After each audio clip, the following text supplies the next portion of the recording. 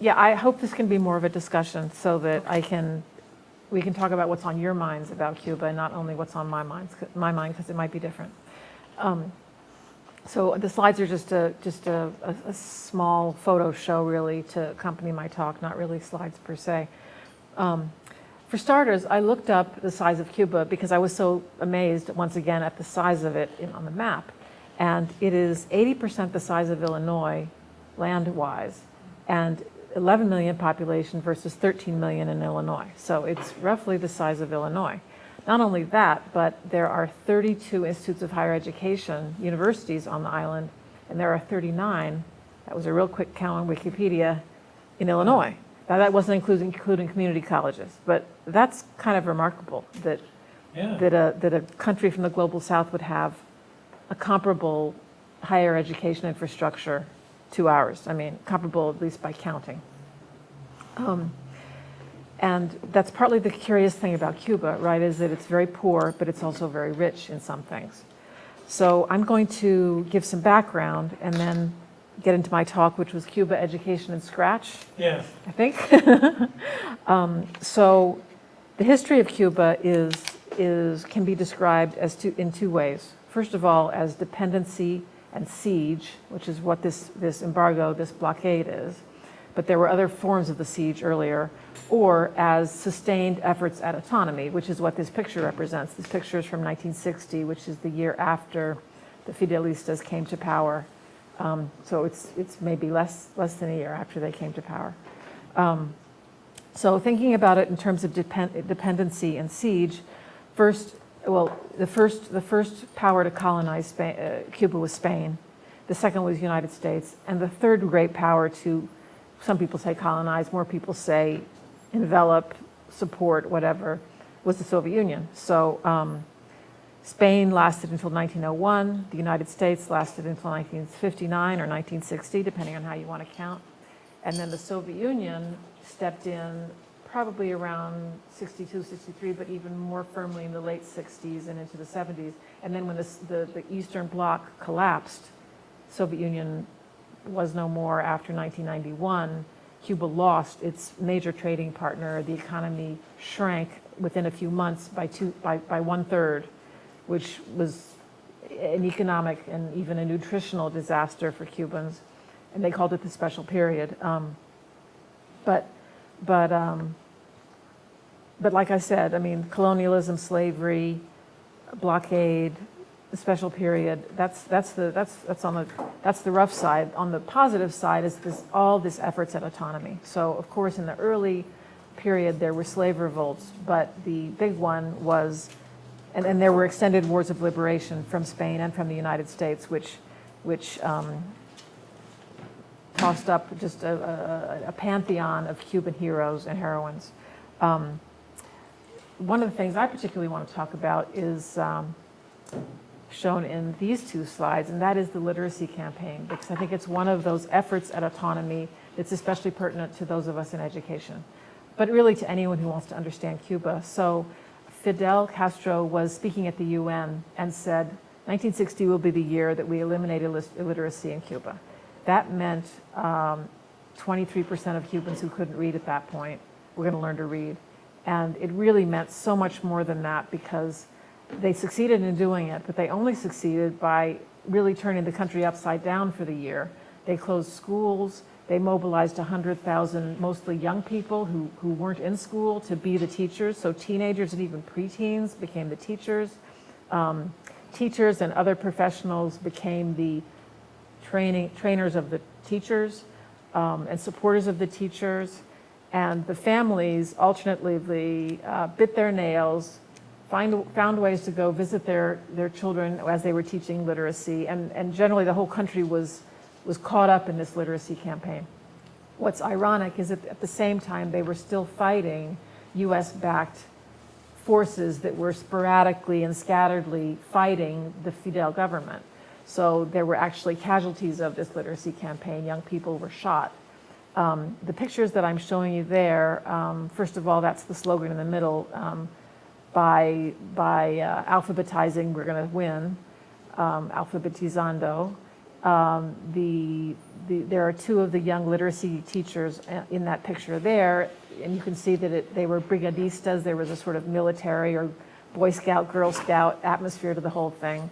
There is a teacher with one of the oldest students. The oldest student, I think, was 106. But there were students of all ages. And the teachers are mostly urban, the students are mostly rural. So the urban...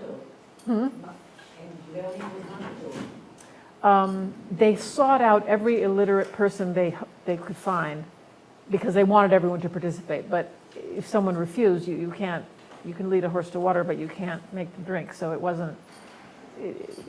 But they did have the goal of eliminating illiteracy. And the UN report that was written a few years after the campaign said something like all but 2%, I think was the number of illiterates had been taught to read, or the literacy rate was now 98 or 99%. The picture at the bottom is the woman who directs the Literacy Campaign Museum. And that picture actually reflects a global aspect to the campaign. China supplied lanterns because not only did young people go and teach people to read and to write, they also worked with them on their farms. So the reading and writing got taught at night, so they needed lanterns. There was no electricity in the areas they were going in. So the urbanites learned about the country, and the country people learned what was happening in the cities and in the world. So, for instance, when I taught the vowels, they taught OEA, which stands for Organization of American States, which was crucial at that point because the OAS, as we call it, was caught up in the geopolitical struggles over Cuba's new government and independence. So when people finished learning how to read and write, they wrote a letter to Fidel. And these letters are all bound and in this Literacy Campaign Museum, which is why they're really able to say we taught 707,212 people to read and write in this year period. But they had to throw everything they had at it, and then they had to throw some more at it because it was much harder than they thought. I'm sure you all aren't surprised. Education is that way. Yeah, exactly. But one of the slogans that I really like out of the campaign is "Don't believe, read," which in Spanish is "No creer, leer," which really gives the spirit of the thing. They didn't want fanatics. They didn't want true believers. They wanted people who would think. They needed people who would think in order to govern this country, it was almost sort of an accident that this small band of young people had been able to vanquish Batista and all his soldiers. It was quite a remarkable military miracle that Batista fled, as you see, if you've seen, there's one of the Godfather movies that shows this. He just up and went. So the literacy campaign was really important for really setting the tone of what was going to unfold in the next few decades, and the people who had been in the literacy campaign teaching became the sort of the leadership of the country, right? Running institutions, teaching, everything. And I just found this morning this picture that I haven't seen before, which says, the banner says, "Fidel, tell us what the next task is going to be." So there was just this amazing spirit, which was very much like the 60s around the world, which was, we're in this movement, we're going to solve these problems together. That was the spirit then. That's a hard thing to maintain over the decades, as you know, from looking at U.S. history. Now, go ahead. Did you have a question? I was going to say, but a single leader to guide it. Right? Yes, that's what's interesting. It's a non-democratic yes. thing, right? It's kind of astonishing that he would have led the country for 46 years before passing the baton to someone who was 2 years younger than him, who was his brother. I mean, so there's a sense in which the leadership of the country was very broad, especially out of this campaign, but also a sense in which it wasn't, because the Castro brothers, Fidel and Raul, have been the jefes. So following out of this, following out of the campaign, and also following out of the fact that the doctors on the island, I'm sorry I don't have the number, were among those who up and fled. The better off people said, we're going to go to Florida, but we'll probably be back in just a few months because this is all going to blow over.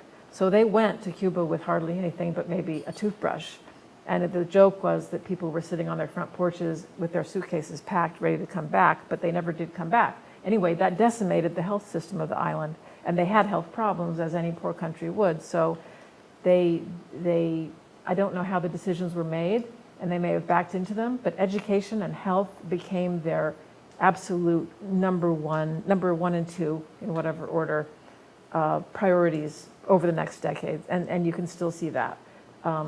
Clinics everywhere, everything from very, very basic polyclinics that catch everything local all the way up to very sophisticated hospitals. And this medical system has gone abroad because you could say health, education, and sharing what they have, because Cuba goes international, both with its literacy campaign in an updated version, but also with the medical teams that they send around the world in times of crisis and not in times of crisis. They also, of course, have participated in support for persecuted, especially persecuted intellectuals. There's an organization called Casa de las Americas, which was a home for Latin American intellectuals for decades, many of whom we now know, like Gabriel Garcia Marquez, who were fleeing dictatorships in their country over this time. And they also had an important military role to play in the anti-apartheid struggle. But the schools, like I was mentioning, 32 universities on the island are reflect the fact that education there is free through the PhD. And for instance, one of the universities that they created is called University of Informatics, which is really their engineering software university right outside Havana. And out of this university, as well as out of educational efforts on the island, came something that I really want to spend a little more time on, as soon as I get to the right slide, which is their community informatics work, which is my field. I look at how technology is being used in local communities, in people's everyday lives, and Cuba has a really remarkable history in this area. First, I just want to show you this picture because it's interesting to me. I just discovered it on my last trip to Cuba.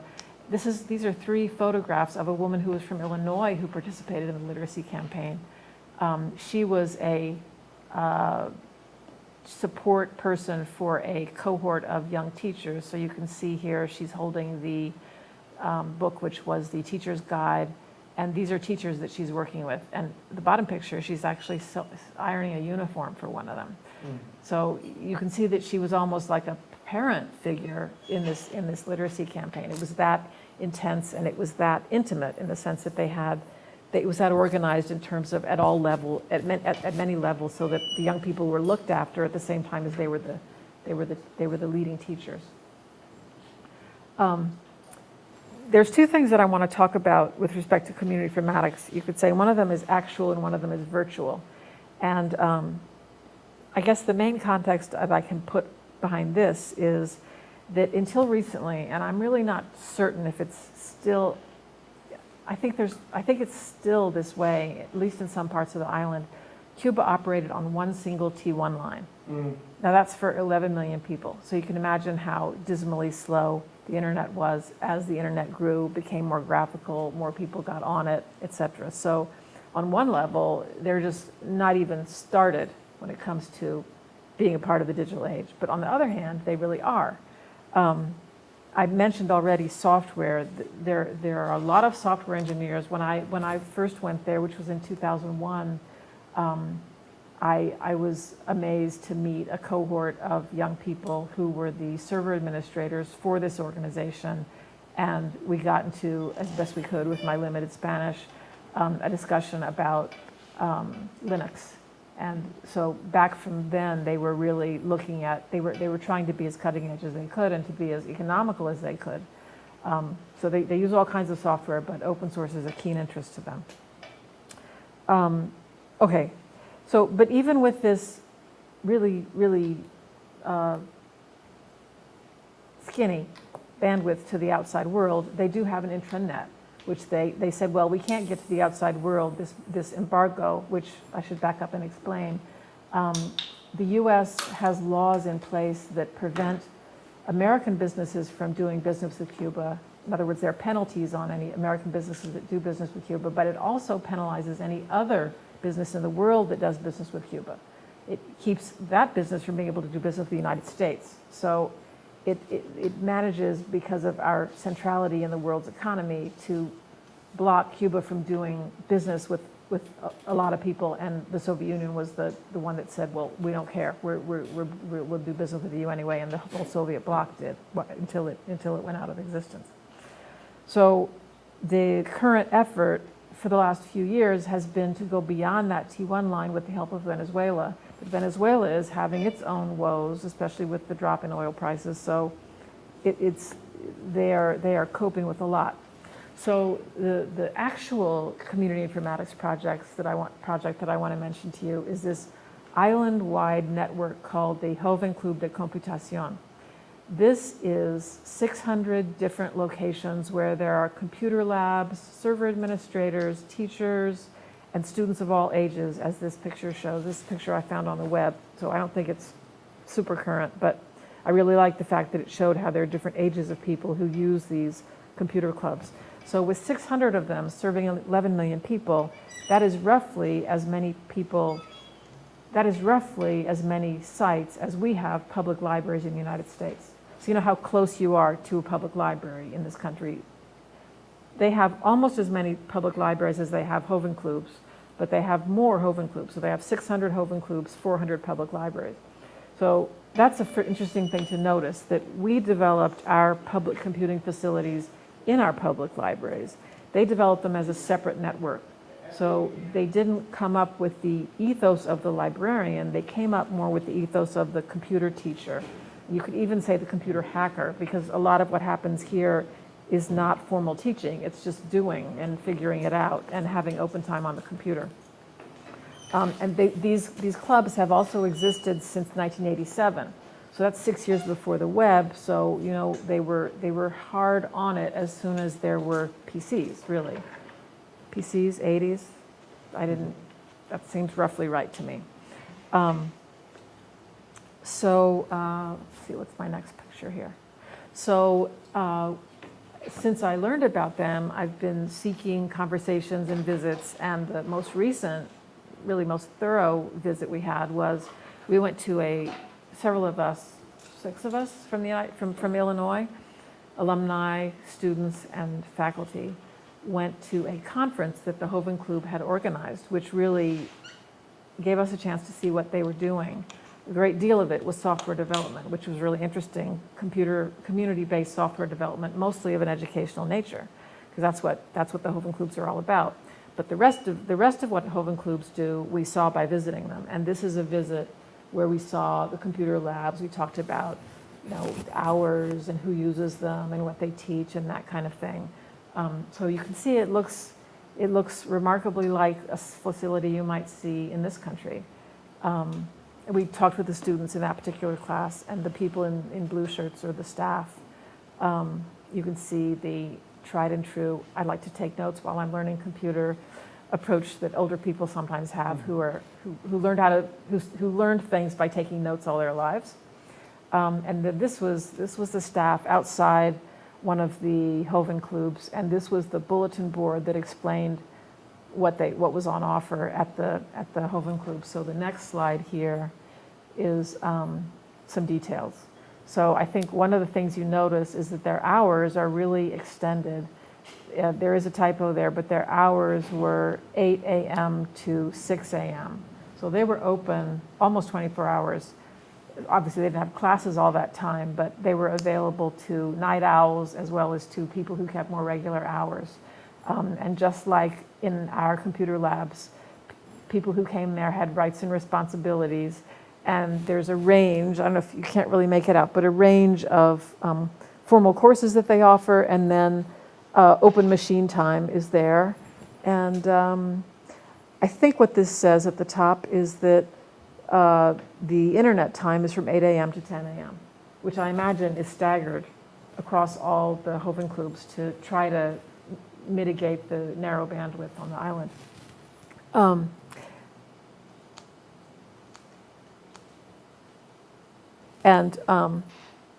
The basic thing I got from this bulletin board is that they're doing a lot. It's complicated. It's not just a place. It's also an extended set of offerings and people who provide those offerings and that kind of thing.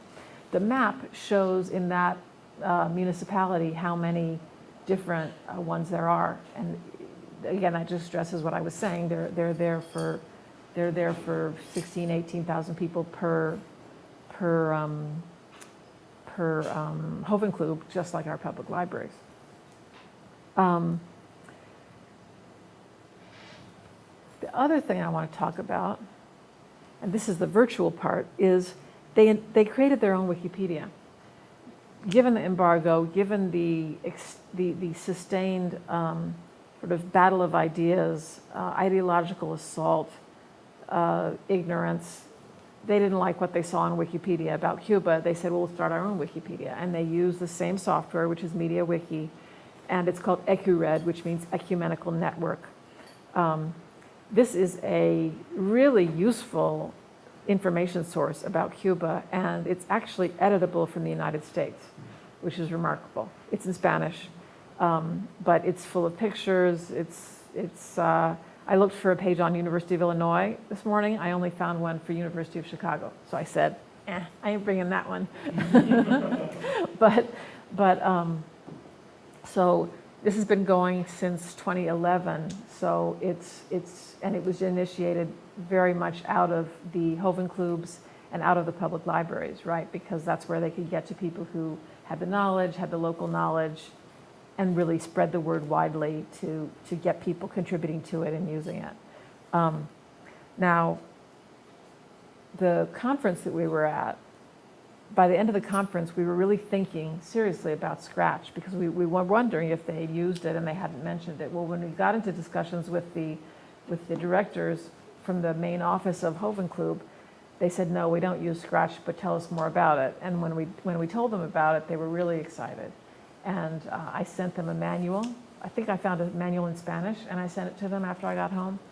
And it's just the kind of thing that they would love to introduce with their young people that they teach in the Hovenklubs, and for that matter, in their primary and secondary schools. So I want to put that on the table for us to noodle about, to brainstorm about. I also brought 3 intellectual products, I guess you could say 4. And this is the woman who really got me connected into Cuba. I went there on a library tour, which was appropriate because I teach librarianship, and met her and stayed for a few extra days to talk to her. And 15 years later, we finally got a biography about her done. It was a very long, extended project, but I brought copies of this. And then as we wrote the book, we realized, particularly because she is Afro-Cuban, that we needed to understand Afro-Cuba. So this was a much smaller book that really was our reading of the literature on the history of Afro-Cuban, the history of Africans in Cuba, the history of racism in Cuba. So this is a slighter volume that I brought in case anybody's interested. And then one of my students who went on the trip got really inspired by the literacy campaign, and we asked ourselves, how much can you learn about the literacy campaign if you're learning in English? And the answer was that we found, I think, 80-something sources that wrote about the literacy campaign in all different kinds of ways. And we produced this bibliography, and we also collected all the PDFs, not the full books, but everything else. So I put a collection of all the PDFs on the desktop of this computer, in case there's a place where you want to put it. And also in that folder is a PDF of this bibliography that we published, which is also on Ideals at this point. And I brought 5 copies, so I don't know how many people are interested in this, but it's a very interesting, like I was saying, starting point for understanding Cuban culture, the literacy campaign. So I'll send this around this way. I haven't talked about travel to Cuba, but it's about to get much easier, and yet it's not totally easy. So if anybody is interested in that, I'm happy to talk about it. But Trip. How did that come into you? I was a really lucky doctoral student at Michigan, and my advisor saw this trip and said, would I like to go on it? And I said, sure. I'd never been to Cuba. My husband had been to Cuba since the 1970s, so he had told me about Cuba. And the chance to be a part of one of the first library tours there was really beautiful. So I seized the day. Well, how often, so during this time of embargo, how often would United States citizens make it to Cuba? Well, even in the embargo, there are 12 categories of travel that are allowed. And one of them is professional conferences, research, education. So our strata has always been permitted to go, but not that people really knew that. You know, there just wasn't a lot of clarity about it. You had to read the fine print at the Department of State, and you know. But so I always filled out the form that they needed, which was basically checking a box saying education or research, and gave it to whoever I was buying my tickets from, and I was good to go. I had to buy a visa, but I was good to go. Yeah. And so the time, how long was the blockade period? I think it went into effect in 1960 or 61, and it's still in The effect. missile crisis, right? But it continued? So Missile crisis was 63. Yeah, he was assassinated in 63. Then. Okay, then it was 62, 60. Yeah, yeah. But really all the same time. I mean, they're trying to teach everyone to read. They're still fighting sporadic forces that are in the around the island, and this global thing is happening. Agreed to I guess leave them alone if Khrushchev takes the missiles away. You're right. But a blockade remains. Absolutely. And so, what's that? It's called an embargo in our laws, but Cuba prefers to call it a blockade because they think that's more, and historically maybe that word was more familiar. I think nowadays embargo is maybe a more familiar word than blockade. But you know, in my mind, I think blockade is like physical ships. Yeah. And embargo is policy. right, that is what it is. But I mean, the Soviet Union had trade relationships with Cuba. The Soviet Union had satellites. Yes. Were sent ships. Cuba, it's not us. Well, France and Spain did that's what I wondered. Did Western Europe? Over time, they began to ignore the U.S., but they did it sort of at their own risk. These companies, European companies, for instance, Spain especially, right, because it was a natural business opportunity for Spanish. So where did they get computer technology? Yes, good question. They got some from the Soviet Union. They got parts and built their own from here and there. And the ones you see now, I expect they're from Asia. So it has gotten more porous over time, but the companies that do business with them do it at their own risk. And not just that, but the financial terms are really arduous because Cuba can't get letters of factors letters, loans that allow them to buy. They have to pay cash for everything. So, and then there's behind that, there's just the problem that I said that health, education, and sharing these things were their strengths. They have not been able to change their economy from a sugar and tourism-based economy, and so they're still stuck. I mean, you can't sell sugar to that many places. You certainly can't sell it to those other islands that are near you. And tourism and sugar will only go so far in feeding your people. So they don't have the foreign exchange to buy some of these things. So what did they do with education? Does it mean? Well, the main thing is they went from no education to what they have today, which is this. To literacy or to? Well, actually, it took stages. So they did the literacy campaign. Then they did what they called the battle for the 6th grade. And then I think they did a battle for the 9th grade. And they grew the educational system that way, sort of starting with elementary school, because people just were not educated. You couldn't get educated. The schools were private. What existed were private. And they established a public school system, starting from, elementary and then all the way up. No, my question is, can Yeah. you change the economy?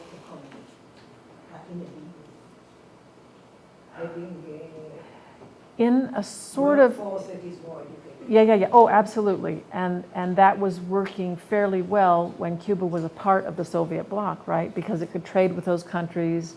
their economy functioned better because they did business with those countries. But at this point, and there are some dramatic photographs of it, you've got a workforce that's trained for the first world, but you've got a country that is still economically the developing world. So there's a mismatch, and you don't have young people who understand or who are sort of steeped in the cooperative spirit that was reflected in the literacy campaign pictures.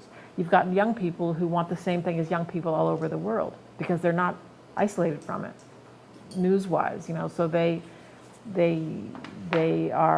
seeing the consumer culture that the rest of the world is participating in, and they want to know when they can participate in it. And then just the jobs mismatch, right? Because they don't have enough people to farm Cuba, but Cuba needs to be farmed because it doesn't have enough equipment to farm industrially the way we do here.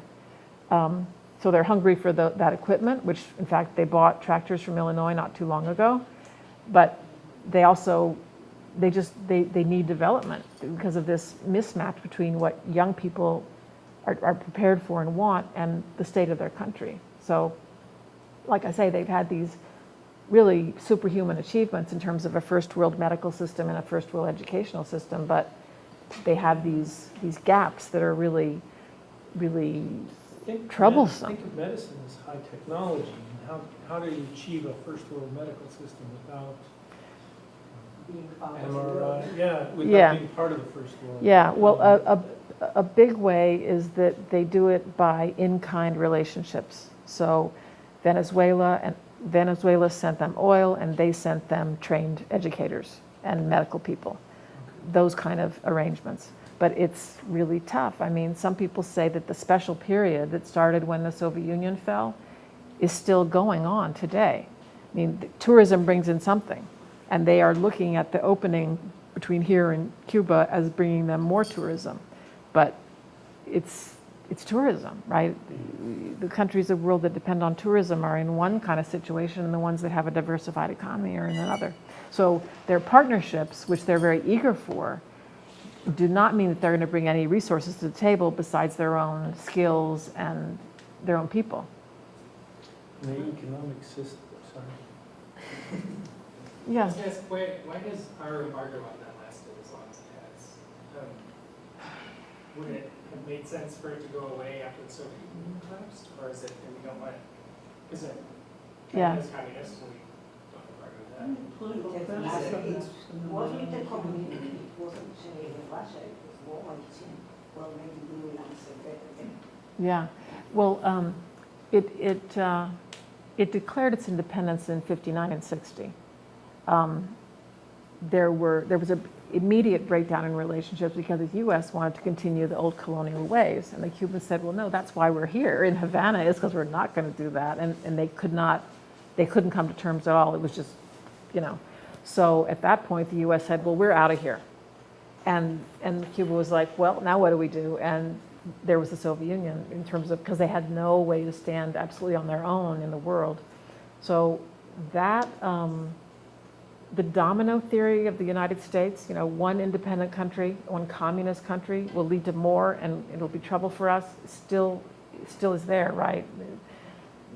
Down to all the crazy, dirty tricks they pulled to try to poison Fidel by giving him poisoned cigars, and just on and on and on, leads up to today where they still do some of these. The last one they did was they invented a Twitter service and promulgated it around Cuba, and then they discovered that it was invented by the State Department or funded by the State Department, and that they were actually putting political tweets into the system to sort of seed dissent, That was in 2014. So there's like there's the staunch, we want it our way coming from the U.S. government. There's also the politics of Florida and Miami, which until recently has been, the Cuban American community, we will elect politicians who are against Cuba. That's changed a lot, and that's partly why Obama has done what he's done, is that younger Cuban Americans in Florida are saying, we'd like to visit Cuba. We're really not so against Cuba, let Cuba be Cuban kind of thing. And then just being caught up in the Soviet Union meant that the US was hostile because we were hostile to the Soviet Union. Does that begin? You all have opinions and knowledge as well, so. From what I was just reading when I looked up the dates on the embargo and the recent crisis, the embargo started in 1990, immediately after Cuba nationalized US-owned oil refineries. Yes, And they did that because the US wouldn't let anybody else refine their oil, and they wouldn't let the US refineries refine the oil, and so that's why Cuba nationalized those. But I think also nobody wants to be those American owners of those refineries have never gotten paid back. right. For that. And I don't think anybody wants to be the person who says, after holding out for so long, well, I guess we'll give in now. Well, that's what the negotiations are about now between Josefina Vidal and, what's the name of the head of our delegation that is negotiating the normalization of relations, is they're saying, okay, what do you think we owe you, and here's what we think you owe us, you know, to try to see if there's a way to just whittle that down and I mean, move forward. That's a 50-year-old debt. It's not, that's Yeah. half a century ago that happened, and it's not, Yeah, but when people have held out for that long, nobody wants to be the person who finally gives in. because they won't but go especially forward. from Illinois, there's actually a big interest in giving in and saying, look, we could be selling them chickens, eggs, tractors. Let's do this. Durban is one of the biggest supporters of normalization. And some trade now. Yeah, yeah. It's Agriculture was the first thing that, and maybe because of Illinois and some others, that was really Yeah. the economic interest. exactly. And also the attitude of, well, if we're interested in change in Cuba, let's change by friendship instead of change by military means, you know. So, What, before we come back to education, what is, in your eyes, the role of being a communist country in not developing the economy? in the what? In the stagnant. Oh, yeah. Is Well- there a part, because it was in China, there was in Russia, so my question is it Yeah, part what's of the what status is now? going in Cuba as well? Yeah, well, it's really interesting to compare to China because China was staunchly communist, Marxist-Leninist, Maoist until 76, 77, 78, when Zhou Enlai died, Mao Zedong died, and a big section of the core leadership since the 1940s said, we have a new plan. It's going to be called market socialism, and we're going to let some people get rich because then everybody will get rich. So the slogan was, doesn't matter what color the cat is as long as it catches the mouse. And China shifted into, you can only visit China and then you see this capitalism that's as capitalist as Madison Avenue in New York City, only maybe on steroids. But they still have a party which is called the Communist Party of China, but the leading capitalists are leading that party. So it's really a curiosity. But Cuba is not like that. But I would say that Cuba, if China, kind of flipped the way I just described, and it did take 30 years for them to build up that consumer economy that I was just describing. China is more kind of backing up because they really are trying to figure out how to make their economy work. And they succeeded as a socialist country because they were part of this communist bloc that traded where people traded with each other, and they had a certain role to play. But they don't have that anymore. And there is nothing in the world besides this global capitalist economy that they very much want to connect with. And the question is, how do they do that without unrolling all these rather costly social amenities, social services, health and welfare, basically a welfare state? We know how hard it is because our welfare state is, endangered. But so I think it's the answer is we don't know yet how it's going to pan out there. But when people talk about, oh, we should visit Cuba before it changes, everybody has in mind that sort of amazing accomplishments, the amazing accomplishments that they could do in that isolation, which preserved things that we don't even see anymore, and which got people educated and kept them healthy and that kind of thing. But Yeah, so you say more that those things, what are those things that you would see there in communities that you might not see in the United States or in any capitalist, yeah, capitalist? sure. Well, I mentioned clinics. There's basically a Yeah. clinic for every 200 families. So there's a doctor and a nurse who are located there. Like for every, like almost a block doctor, you would say. It's just amazing. There's even hotel doctors. If you get sick in the hotel, there's a doctor there. So that really thoroughgoing and locally rooted medical system. It's like soup to nuts, local to global high tech. The schools, daycare through PhD, I think is another one. And so health, education. So how, two questions. One is with the healthcare system. My sister who's a doctor, and she thinks of medicine in this country as more as illness care rather than health care. Yeah. Would you say Yeah. that Cuba is healthcare for real? That is being trying to How much of it is promote preventative? health rather than attend to sickness? Yeah. That's a really good question. I don't have a good answer. I feel that the health education is better because there are doctors who keep an eye out for people's health before things become problems. But I also know what people eat, and people want meat and they go for fried food because they're hungry and they want calories. But we know what eating meat and fried food does to you. So it's not an island of vegetarians. It's not an island of people who eat their spinach before they eat their chicken. And we laugh because we go there and people say, what do you want to eat? And we say, black beans and rice, which is sort of a national dish. And they're really like, you want that? Because that's not a high status meal to them, but it's so nutritious. So I don't think they're brainiacs, but I also don't think they're absolutely just putting Band-Aids on illnesses because of this localness of their healthcare system.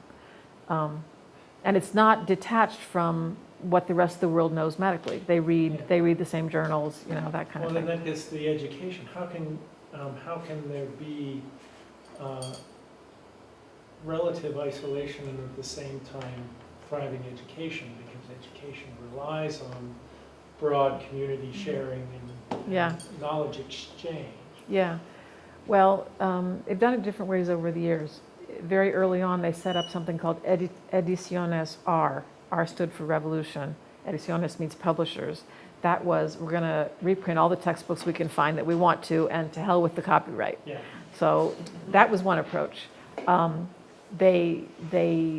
think there's sort of contesting schools in Cuba right now over copyright, because in order to have good relations with other countries, you have to respect copyright, but then there's this long tradition of, but we can't afford to respect copyright. So there's tension about that.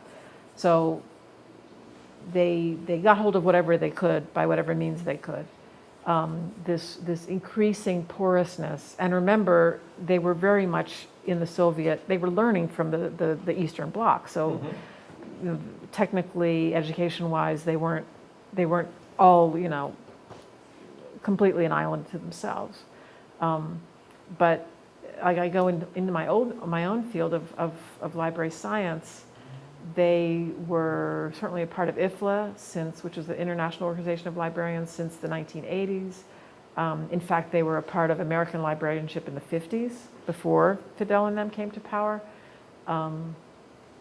So I think they were in many ways playing catch up, but they weren't as behind as they might have been, because they had the human capital who could search out the information and make sense of it. Whereas countries like Haiti, that don't have that many universities and don't have that many highly educated people, couldn't reach out and grab stuff. So that's why I say they're rich, but they're poor at the same time. Yeah. Yeah. I'm trying to make sense of this, what I hear. When I was in Kerala, in India, I don't know how to pronounce it, they have, the Communist Party was the biggest one there, so they have a decent health care, started by the British, but Mhm. in the big farms, but continued, and they have a good education. And yet, when I talk to someone, he says, that's great, so our graduate could beg for money on the street in English and in French, and it was not a great job, it was, so it's not enough, kind of, even though it's open and it's... Yeah, yeah, yeah. There's still this economic imbalance between North and South that Cuba is subject to, and Kerala is as well. It's just like you say, and actually describing Kerala the way you're doing is really making me say that, you know, this revolutionary ideology of communism, one of its biggest contributions has been to maintain welfare states in parts of the world that are not that different from welfare states in the capitalist part of the world. It's just we have had more resources to put into our welfare state than they have had. And maybe offer something else. Yeah, yeah, yeah, I mean, it's right. not enough. Have it. We've had stronger, we've had more wealth. wealth and more stronger economies, right, right. But, and how much do you think the wealth comes from the system? What's the relationship of the wealth to the idea of democratic government, transfer of power, for example, or ownership of property? So, Mhm. so Mhm. democracy in the sense of voting change, Mhm. or republic, voting change fairly regularly, and ownership of property, which doesn't seem, which Yeah. isn't Yeah, well, they have on the voting and sort of legislative side, they have only one party, but they have a National Assembly, and you don't have to be in the party to be elected. So there are elections, and there is high voting rates. So there is high participation in national deliberations. But they have a governing ideology, right, which is powerful. On the economic side, they have. I mean, if you think about those people in those pictures in the literacy campaign, they did that with enthusiasm. So they went into their next task with enthusiasm, and there was just this sort of movement spirit about the country that lasted for several decades, and it was sort of it's been reinforced by different activities that Cuba's been involved with. One of them being Angola. So sent a lot of soldiers to Angola, but also civilians to Angola during the anti-apartheid struggle, and that was very educational for everybody to participate in. They understood then what the world was about, and that helped them understand what Cuba was trying to do. I think the medical personnel that travel the world, that go to all far corners of the world to help with medical disasters and all kinds of disasters, they have some of that same spirit of we're throwing ourselves into our work. But the part of the population that hasn't participated in that and that doesn't see the economy transforming in their own interest has been more and more demobilized, to where Cuba has said, let's try a little more market incentives. Let's enable small businesses. And I don't know enough about how that's working out to say, but they have changed their laws to enable more private enterprise, thinking, okay, well, this motivates people in other parts of the world. Maybe we could use it in this part of the world too. And that's why I'm saying it's not like they flipped the way China flipped, but they are backing off of everything has to be socialist, government run, etc., to try to experiment with other things, but they also don't have experience with that. So yeah. Yeah. I mean, what frightens me, not frightens, but when I see Fidel tell us what to do and we should do, that's the thing that kind of stops. cult of personality. Yeah. You've got to be afraid of the cult. It really, like we were saying, it's a strange duality. This was a lot of initiative taken, read, don't believe, but it was also reliance on people who are now 2 old men. So it's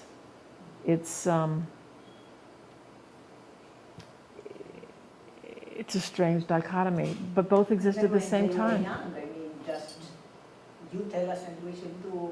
I think a fair amount of corruption, sure.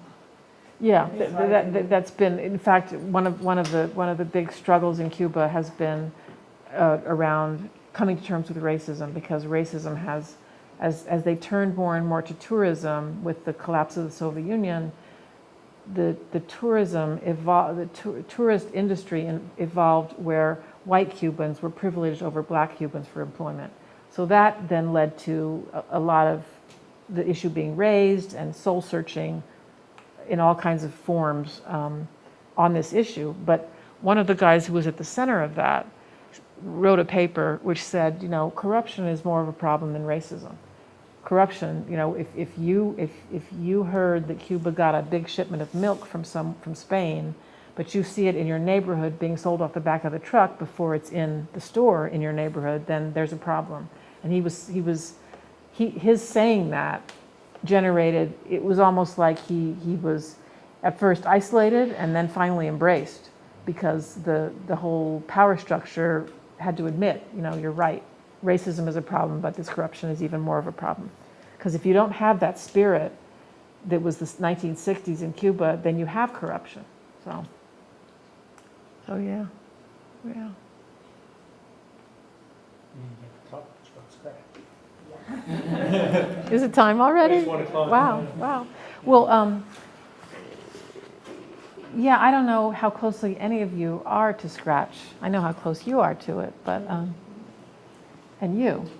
But, Did you ever look the man? really? On Scratch, yeah. Wow. I help. Wow. You know, Wow. kind of maybe like your 4-year-old helps bake cookies, I'm not sure, but. It is a very, it's a very exciting place to partner with. They are going to partner more and more with the United States, because they're, if I go back to the map, you see how close they are to Miami, which is, Miami is itself almost at the tip of Florida. And flights are opening month by month, more flights open, and so the airfare has gone from $500 to $50.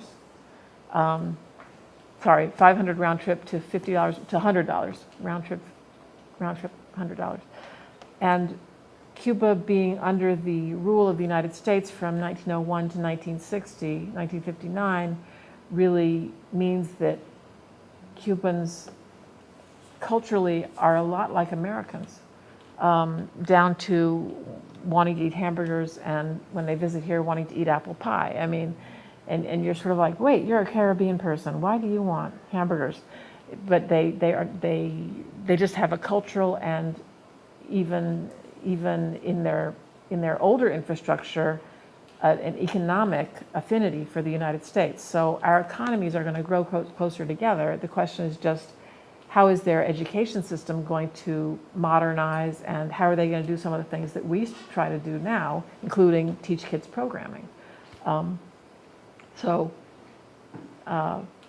My experience getting to know Cubans and partnering with Cubans, right now I'm working on an issue of Library Trends, which is a journal we publish at the library school, about Cuban libraries and Cuban community technology projects, is that they are really interested and eager to communicate, to communicate and to collaborate.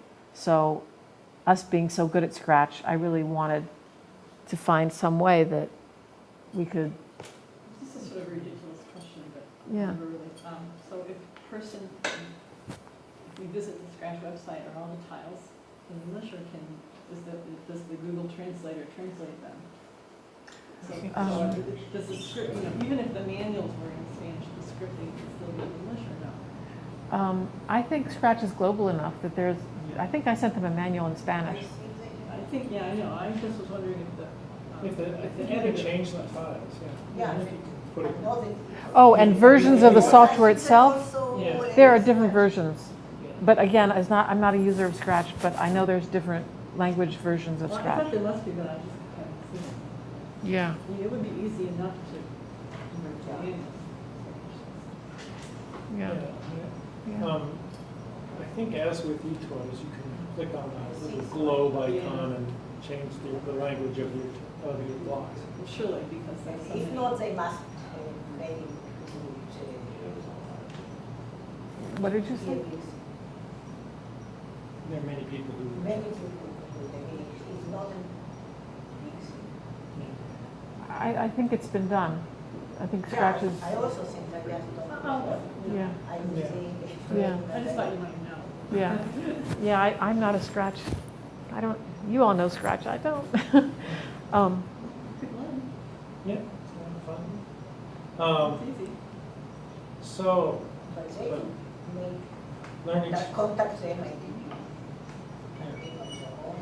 Mhm. It would help if we do Spanish, right? The only one, do any of us know Spanish? Michael does. My mom was a Spanish teacher. Ah, okay. Wow, wow, All wow, right. Learned a little bit. And wow.